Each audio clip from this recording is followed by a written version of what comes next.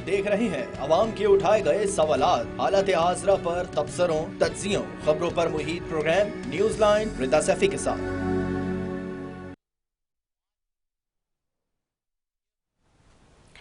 अस्सलाम वालेकुम, मैं हूँ रिदा सैफी। नाज़रीन, सदर का निगरान वजीर आजम को खत लिख दिया गया है और सामने भी आ चुका है, जिसमें पीटीआई को लेवल प्लेइंग फील्ड फराहम करने का मुतालबा सामने आ गया है।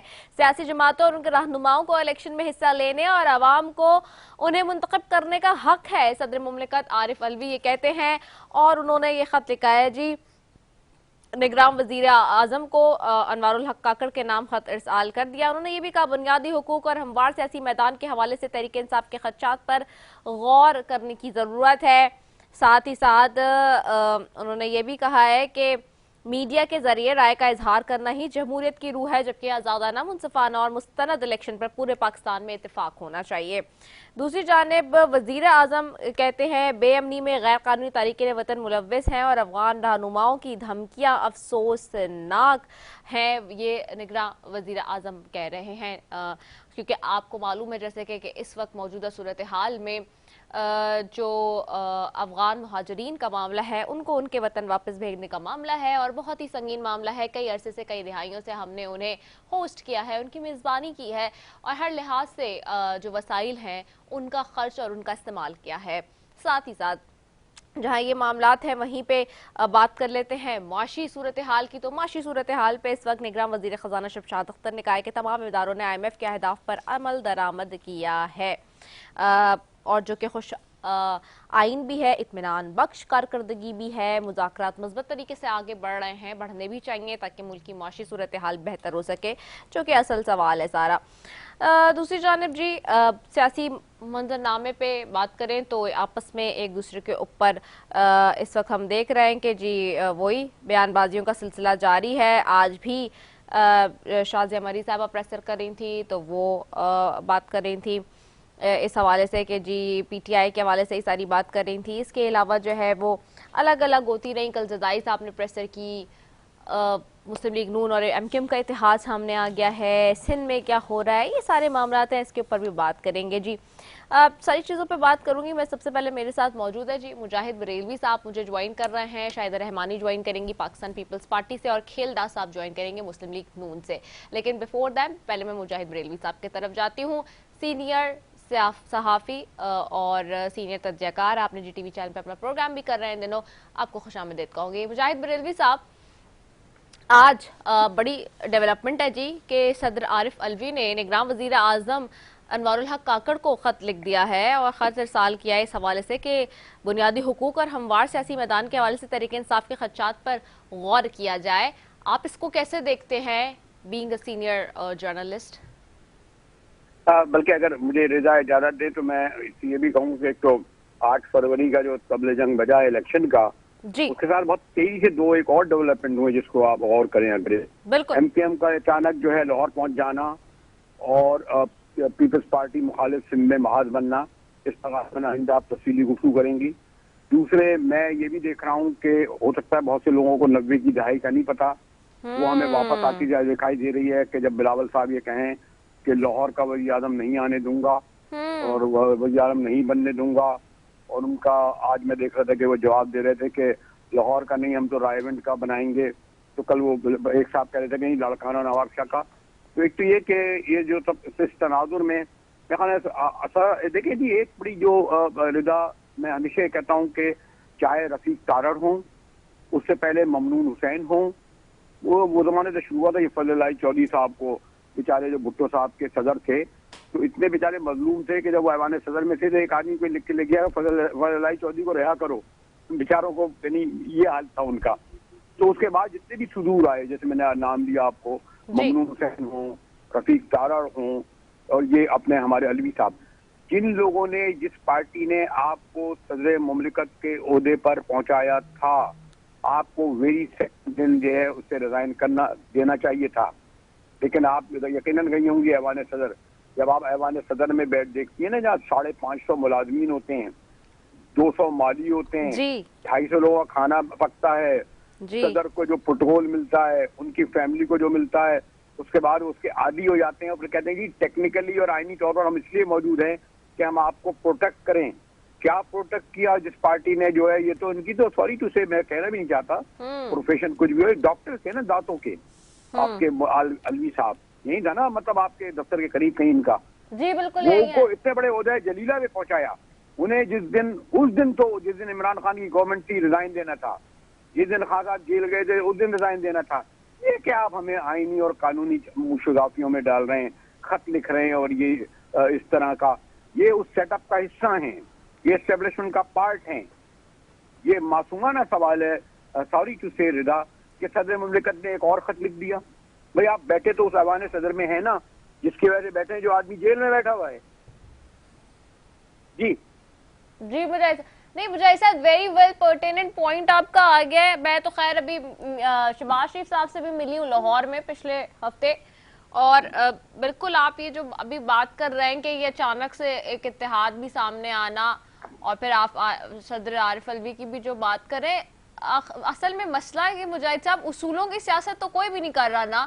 If you see around, ہم تو اچھا آپ یہ چاہ رہے ہیں میں اصولوں کی بات نہ کروں پھر, نہیں اور آپ تو اصولوں کی بات تو کریں گے, نہیں, میں آپ کی بات کو سیکنڈ کرتے ہوئے کہہ رہی ہوں کہ ہم یہی دیکھ رہے ہیں انفارچونیٹلی کہ پاکستان میں اس وقت موجودہ سیاسی صورتحال میں اصولوں کی سیاست کوئی کر نہیں رہا, جو کہ بڑا انفارچونیٹ ہے. آپ کو سب سے چھوڑ کر سب سے پہلے وہ شخص گیا جو کسی ڈسٹرکٹ کونسل کا صدر نہیں ہو سکتا تھا, اسے گورنر بنایا, سب سے پہلے چھوڑ کے گئے.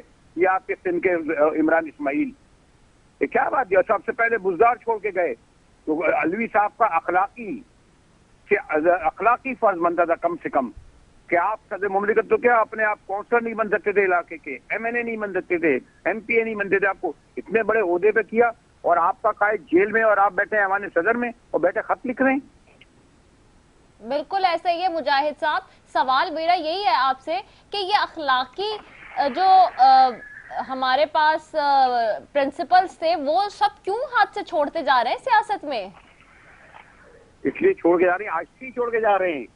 یہ اس کی تاریخ ہے پوری رضا بیوی, کیونکہ میں ایک 67 کا طالب علم رہا ہوں. جی, بھٹو صاحب کو جب پھانسی ہوئی تھی سب سے پہلے ان کے قریبی ساتھیوں نے انہیں چھوڑا تھا, شادیاں کر رہے تھے اس وقت یہ لوگ بیٹھے ہوئے, اور یہ آخر ضیاء الحق کا حصہ بن گئے. اور پھر جب آپ کو آج جو نواز شریف صاحب کو جمہوریت یاد آ رہی ہے, آپ کو یاد نہیں کہ بے نظیر بھٹو کی گورنمنٹ کو بھی 24 ماہ نہیں ہوئے تھے تو انہوں نے ان کی حکومت کا تختہ الٹنے کے لیے اسامہ بن لادن سے $1 کروڑ لیے تھے. انہوں نے اس وقت جو ہے ووٹ آف نو کانفیڈنس لائے تھے, وہ جو میں 90 کی دہائی کا ذکر کر رہا تھا. پھر نواز شریف کی گورنمنٹ کو IGI کیا تھی, عبدالرحمان خان کیس میں دیکھ لیں نا, کون تھے ادارے جنہوں نے پیسے دیے تھے ان سب کو کہ گنگوت الٹو. اس کے بعد نواز شریف کو گرانے کے لیے ہماری شہید محترمہ نے جلوس نکالا, پھر انہوں نے نکالا. مجھے تو دہائی واپس آتی ہوئی نظر آ رہی ہے رضا بی. صحیح کہہ رہے ہیں مجاہد صاحب, بڑا انفارچونیٹ ہے حالات. تو آپ نے ابھی عارف الوی صاحب کے بارے میں, ٹھیک ہے, میں ذرا آپ کی اجازت سے میں ذرا کھیلدہ صاحب کی طرف بھی چلے جاؤں, ان کی طرف بھی جاؤں گی, مسلم لیگ نون کی طرف. کھیلدہ صاحب بہت شکریہ, آپ نے جوائن کیا, آپ کو آواز آ رہی ہے؟ جی جی بالکل. کھیلدہ صاحب, ہم دیکھ رہے ہیں کہ 8 فروری کے جب جیسے ابھی ہم نے بات کی کہ طبل جنگ بن چکا ہے اب جنرل الیکشن کے حوالے سے پورے پاکستان میں, پہلا اتحاد آپ کا نظر آیا ہے ہمیں جو اناؤنس ہوا آفیشلی. کل ہم نے جو پوری پروگریس دیکھی ہے ایم کے وہاں جانے کی اور اس کے بعد کی, اس ساری سچویشن میں اس کے بعد ہم دیکھ رہے ہیں کہ جو پیپلز پارٹی کا ریاکشن آ رہا ہے that is also very harsh. خاص طور پہ کل زرداری صاحب نے جس طرح کی باتیں کی, آج میں شازیہ مری صاحبہ کی بھی پریسر سن رہی تھی, کچھ جو ہے وہ نالا بھی نظر آ رہے ہیں, گلے شکوے بھی کرتے ہوئے نظر آ رہے ہیں, اور بہت دھواں دھار انداز میں گلے شکوے کر رہے ہیں. ایسی صورتحال میں, اور کہ جب خاص طور پہ آج صدر مملکت نے بھی خط لکھ دیا ہے نگراں وزیر اعظم کو, ایک طرف پیپلز پارٹی بھی لیول پلینگ فیلڈ مانگ رہی ہے, آپ کو کیا لگتا ہے کہ یہ سارے لوگ جو بات کر رہے ہیں کہ مسلم لیگ نون کو اسٹیج سجا کر دیا جا رہا ہے, کیا واقعی ایسا ہے کہ مسلم لیگ نون کو اسٹیج سجا کر دیا جا رہا ہے؟ یہ جو الزامات لگ رہے ہیں سیاسی جماعتوں کی طرف سے, آپ کچھ کیا کہیں گے اس پر؟ زیادہ پہلے یہ کہا جاتا تھا جو پارٹیاں تاریخ مانگ رہی تھی الیکشن کی کہ مسلم لیگ نون الیکشن کے لیے تیار نہیں ہے جی, اور جب سے قائد محترم نواز شریف صاحب پاکستان آئے 21 اکتوبر کو عظیم الشان جلسہ استقبال ہوا ہے, تو آپ دیکھ رہی ہیں مسلم لیگ نون نے الیکشن مہم کا آغاز کر دیا ہے, اور ہم نے اپنے ٹکٹ کے لیے پارٹی امیدوار سے दरख्वास्तें भी मांग लिए, हमने इलेक्शन सेल भी कायम कर दिया, हमने मैनिफेस्टो कमेटी भी, हमारी ऐलान हो गई, तो सियासी मुलाकातें भी शुरू हो गई। कराची से जो MQM है सूबा सिंध से, उसके साथ इलेक्शन के हवाले से इत्तेहाद भी हो गया। तो मुस्लिम लीग नून तो इलेक्शन के लिए तैयार है। अब जो लेवल प्लेइंग फील्ड का रोना रो रहे हैं, कभी वो कहते हैं कि लाहौर का वजीर आज़म नहीं बनेगा, कभी कहते हैं हमें लेवल प्लेइंग फील्ड नहीं मिलेगी, कभी कहते हैं कि ये इससे या स्टेज सजा के दी जा रही है नून लीग को। तो भाई आप अपना एक मौक़िफ़ रखें, क्या मुस्लिम लीग नून को एक तरफ आप कह रहे हैं कि उनको हुकूमत बनेगी, दूसरी तरफ कहते हैं हमारे पास लेवल प्लेइंग फील्ड नहीं है। पीपल्स पार्टी कंफ्यूज है, कंफ्यूज इस सिलसिले में है कि 15 साल से उसका सिंध में इक़्तिदार है और इक़्तिदार उनके हाथों में से उनको निकलता हुआ नजर आ रहा है कि सिंध की आवाम भी चाहती है कराची से लेकर कश्मीर तक, वो भी चाहते हैं कि पंजाब जैसी तरक्की हो। अभी आपने देखा, रिदा आप खुद भी थी, जो ट्रेनों में लोग कराची से लेकर कश्मीर से नवाज शरीफ साहब का इस्तकबाल करने सिंधी टोपी अजरक पहन के गए हैं, वो इसलिए गए हैं कि वो चाहते हैं कि इस सूबे की भी तरक्की हो। तो उस सूबे के तरक्की और खुशहाली के लिए, पाकिस्तान के बड़े शहर कराची की तरक्की और खुशहाली के लिए हमने MQM से इलेक्शन इत्तेहाद किया है। और ये पहली दफा हुआ है कि MQM ने इलेक्शन से पहले इत्तेहाद किया है। बिल्कुल, मैं यही कह रही हूँ, ये पहली दफा हो रहा है कि इलेक्शन से पहले अनाउंस हो रहा है। जी, वो इसलिए हो रहा है कि देखें, MQM पहले हमेशा इलेक्शन के बाद करती थी तो वो नतायज उनको नहीं मिलते थे, मगर 2013 में भी नवाज शरीफ साहब ने कराची के लिए, सिंध के लिए, सूबे सिंध के लिए मोटरवे हो, कराची में अमन हो, ग्रीन बंस हो, यूनिवर्सिटी की हैदराबाद की हो, जो भी मामला थे उन्होंने हल किए। अभी भी जब हमारी मुश्तरका हुकूमत थी तो MQM ने वज़ीर आज़म शहबाज शरीफ की क़यादत में मुकम्मल साथ दिया, सपोर्ट किया, कैबिनेट हो, असेंबली का फ्लोर हो, उन्होंने कहा। और जो उनका बड़ा मसला हमने एड्रेस किया हुकूमत ने, वो था कराची की मरदमशुमारी। कराची की मरदमशुमारी कम दिखाई जा रही थी, तो उस पर उन्होंने स्टैंड लिया, वज़ीर आज़म ने उसमें भी सपोर्ट किया और आपने देखा वो मामला भी एड्रेस हुआ।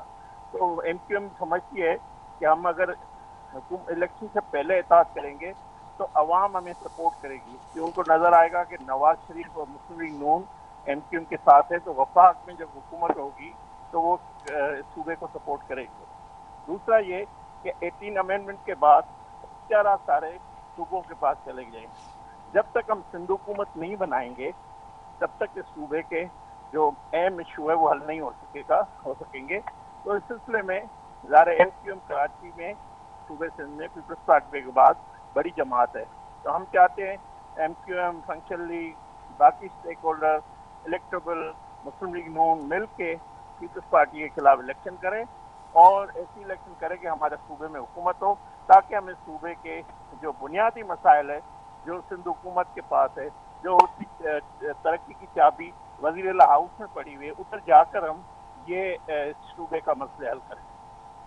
ठीक हो गया है। मैंने एक छोटा सा ब्रेक भी लेना है, कमर्शियल ब्रेक है, मैं यहीं से वापस आऊंगी आप तीनों मेहमानों के पास वापस। सो एक ब्रेक की तरफ जा रही हूँ, ब्रेक के बाद वापस आ रहे हैं, स्टे ट्यून्ड।